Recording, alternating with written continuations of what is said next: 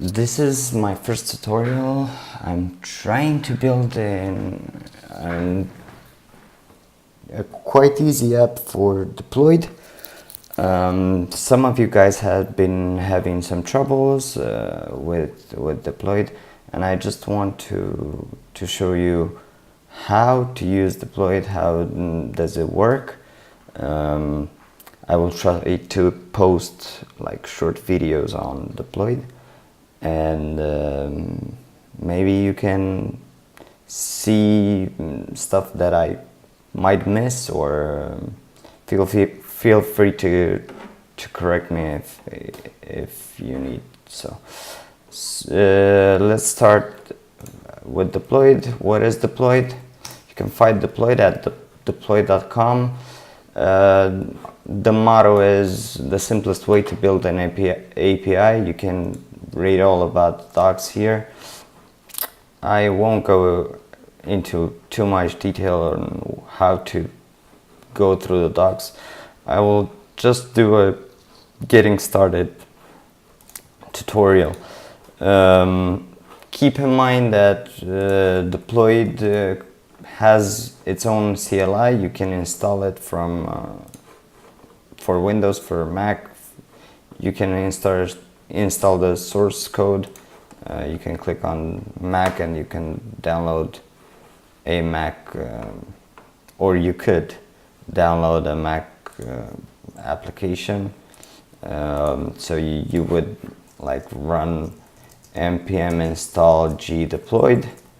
I'm not going to do that. I'm just going to run a local deployed, and this is how you might want to use it if in the future you are kind of, you know, stuck to and try to put your own application on a server, like Heroku or Nojitsu, or even Amazon Web Services. So let's create a directory, make there. I'll just call deployed tutorial, and I will put it on my desktop so you guys can see it right here. Doesn't have anything. I'll change directory to the deployed tutorial, and right here you might want to open it up in your favorite editor. Atom is mine. You can use Sublime Text, whatever you might want to use. So I will create a server.js file. This is where you can start the app. This is the startup script. I'm going to do some preparation, like if it were a normal module, a normal node module, and not a global one.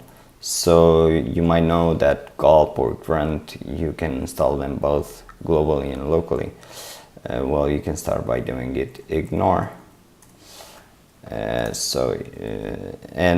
you can install it locally. You can kind of use the node modules. You're just ignoring them for Git if you're going to work with some other people. I will start with npm init. Okay, I will accept everything. So you have a package.json right here. The main file is server.js, and you will run npm install --save, and this is very important. Whenever you try to use the dependency, since you have here git ignore the file, you won't have the dependencies loaded, not on the server, the live server, not on the staging server, not on any environment. You won't send it to your colleagues. So the dependencies need to be reflected somehow, and this is where it should be. Inside package.json, if I say npm install deployed, you might wait a little for installation. I will install also npm install save. I will install dpd event extension, because you want to be able to use require and the other things you might use inside an application. So yeah, you have deployed here reflected dpd event extension. If you delete the node modules folder, you can always do npm install and you can get them back. So you will kind of not get this error. So I'll try to run a dependency that doesn't exist. So I will require underscore, or by that means any other one, and I can run node server.js.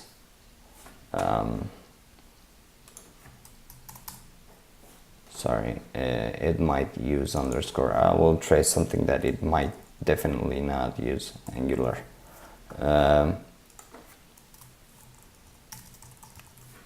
So if I run this,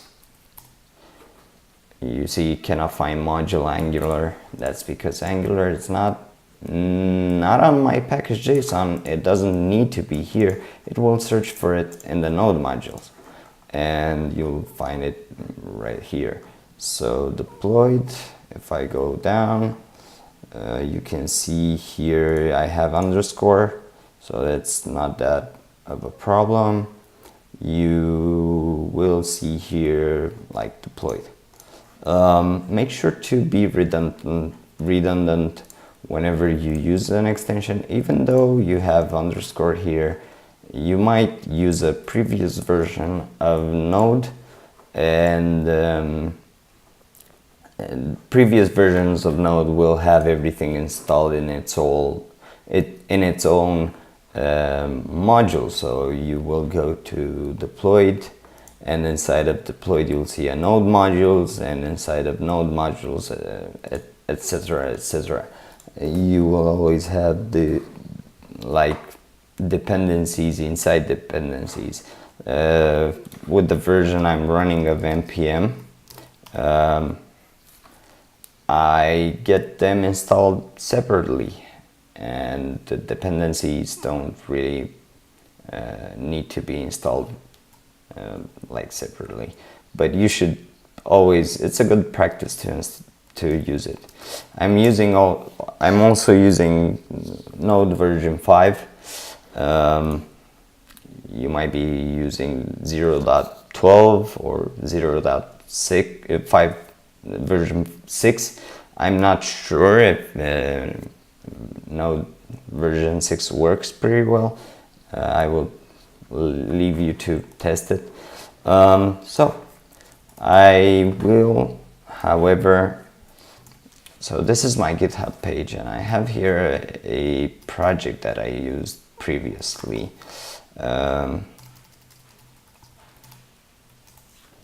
So the deployed modules tell you that in order to use a deployed server, deploying to your own server, in order to do this, you might want to use a script like this. So this is what I'm using in my projects. So you can see here. So in app.js, I'm using just this. So I will just go ahead and paste this. I don't really like the errors, so let me just get this from another project I might have. So yeah, I will open it from sorry.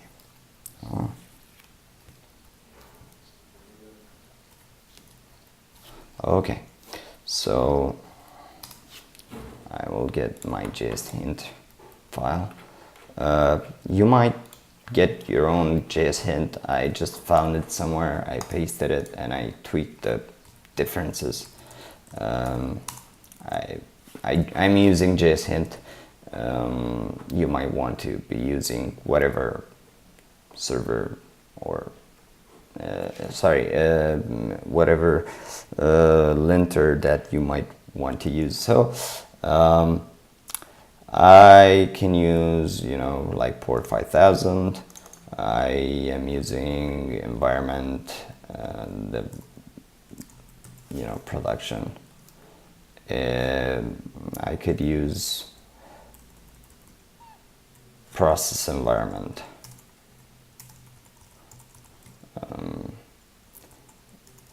And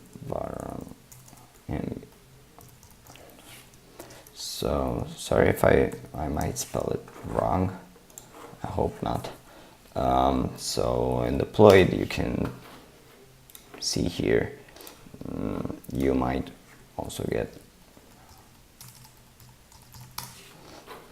the environment.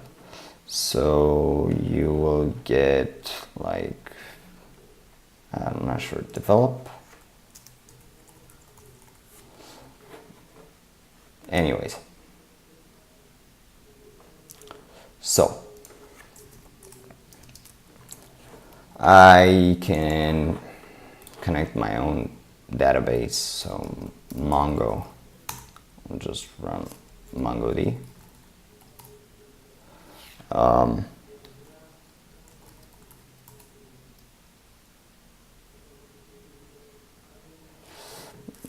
Oh, sorry, Mongo. So I'm using my own. I'll just do a deployed. So I will use localhost. Port number, let me get this, 27017. My database name, I can use so deployed test tutorial, and I can get rid of this since I don't have any password. But you can also do like process environment, Mongo username, and process Mongo password.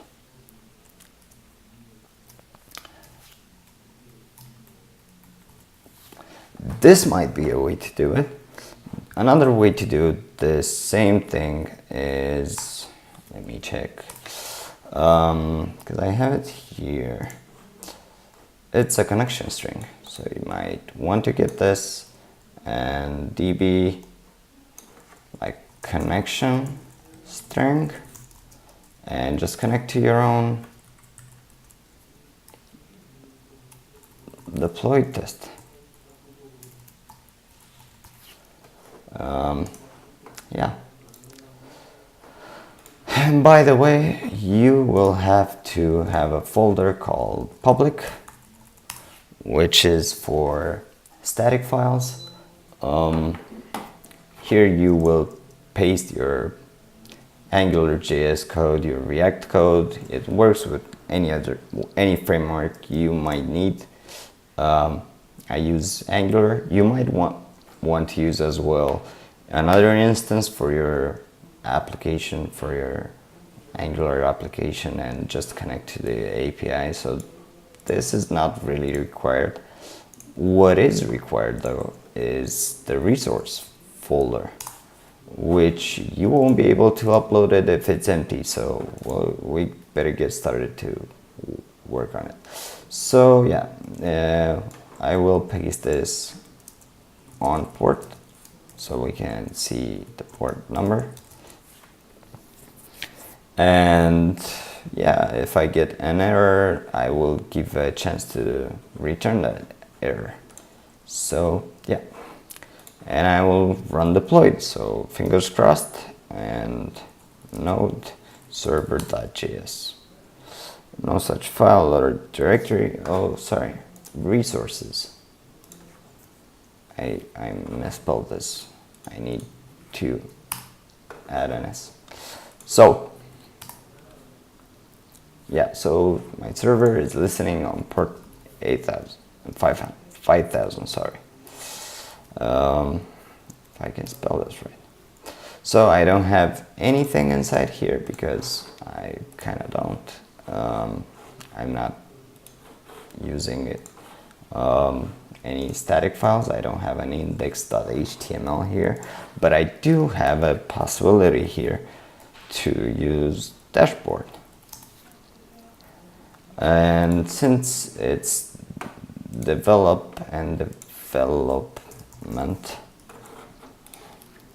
I should restart this, and voila, I have my collection, which might be products,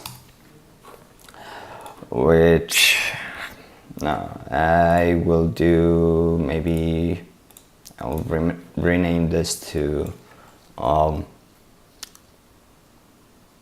to-dos, and I will do our famous to-do list. So if you see here in the project, we have a to-dos folder. We just have that it's a type collection. So maybe I can add a title. So you can see here, it as the name, the type label, if it's required or not. So I can kind of do this, required, supposed to true.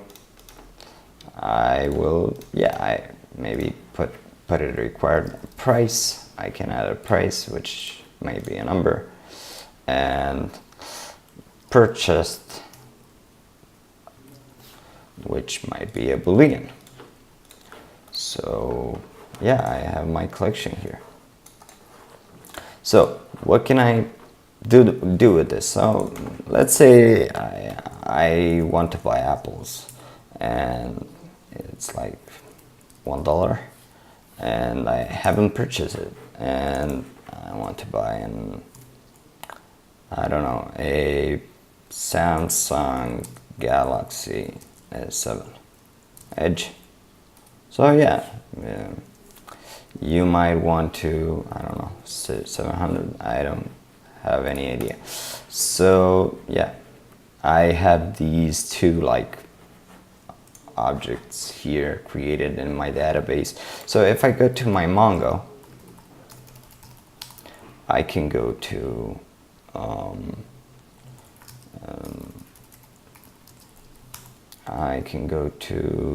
the use deployed tutorial. So I'm using deployed tutorial. I will show collections. So there you have it, to-dos. So db.todos.find. I will pretty print this. I will limit it to 1. So yeah, I created my own object. So I can do the same thing. To-dos find pretty.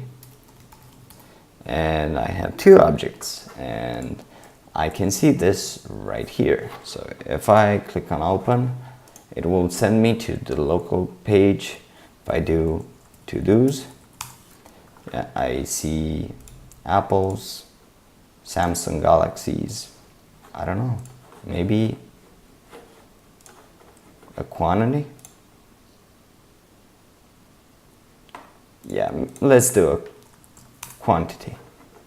So I will change the order here. So quantity, price. So I will add like quantity. Oh, sorry. I added that.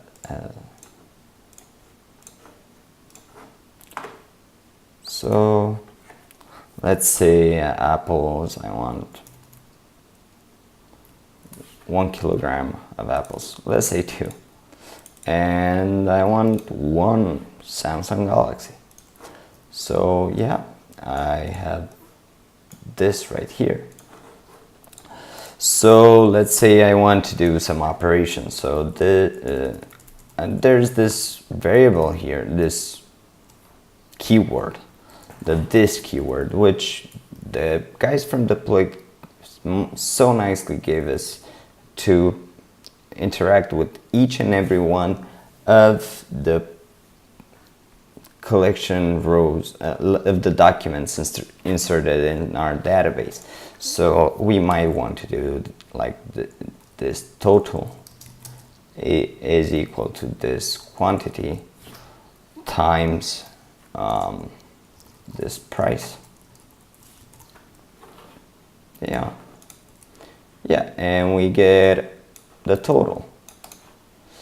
So let's see, we can validate stuff, we can post stuff, we can put stuff, we can delete, we can have an after commit event. So if the data is saved, you can do some other things, and you can have an before request. So this is where you kind of validate everything. So I will explain each and every one of them when interacts. So this one is the first one to execute. So this code right here, which I don't have right now, is the first one to execute.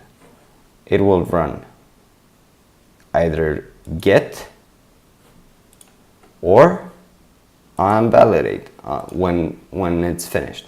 So if I have a post put on the end, a post and a put, I can do a validate method. So if I want to say, like something like a number last modified, I can do something like this last modified equals date now. And I can do also created, which also is a number. And instead of putting like twice, this created equals date now, and this created equals this now, I can do it on both of them. So I can run it right here, and this will timestamp every time. Am I doing this right? Sorry. So this one is on post, and this one is on validate. I can do my checks before deleting something. I can do, a after commit event. So yeah, this is kind of how deploy works. I think I won't go into many more details than this for the first video. Just keep in mind you always, so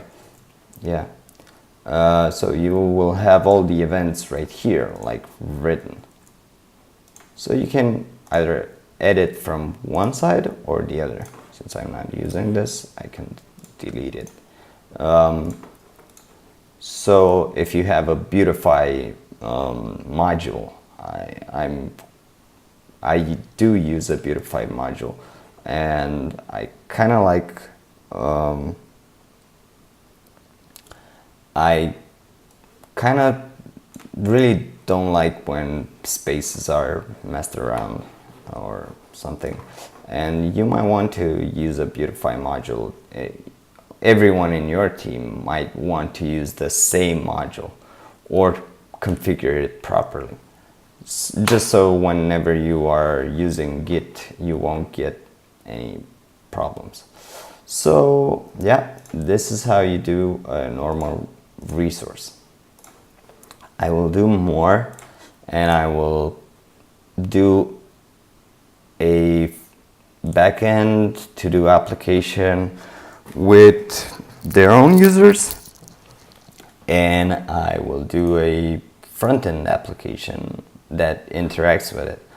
I hope you guys enjoyed it. It's not very difficult, but yeah, it's very important to follow some basic rules. For example, one of the most popular questions inside here. So the ones that know me really know that I try to respond everything, but I kind of get every time I can think of. I always get something like, how do I run blah blah blah this code? How do I post this on Heroku? How do I? And every time it's related to not using this, not doing it this way. Keep in mind the documentation is kind of old. Even though the project keeps evolving, I kind of feel for you guys, because I know the project is going slow, and we are trying to